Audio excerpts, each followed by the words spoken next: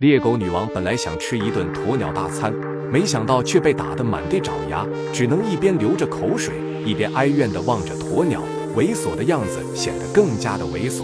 鸵鸟注定是他得不到的白月光。在大草原上，鸵鸟绝对算得上是一个狠角色，它有着狮子都难以企及的速度，更有着一腿踢飞猎豹的力道。发起疯来，连倔强的野牛也畏惧3分。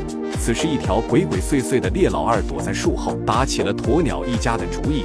猎狗群悄咪咪地朝鸵鸟靠近，然而鸵鸟很快就察觉了这群屌毛，母鸵鸟立即呼唤过来幼崽，把它们护在翅膀下，而雄鸵鸟气势汹汹地朝猎狗群冲去。这一幕把猎狗当场吓尿了，一边呜咽着，一边趴下去求饶。想不到一向嚣张的猎老二，面对鸵鸟时竟然认怂这么快。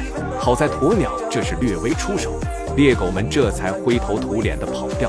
而这时，鸵鸟真正的对手出现了，3头猎豹联手出击，雄鸵鸟掩护雌鸟和幼崽撤退，被启动速度更快的猎豹追上。猎豹们配合默契，把雄鸵鸟扳倒在地。自然界弱肉强食，相生相克，鸵鸟终究败给了它唯一的天敌。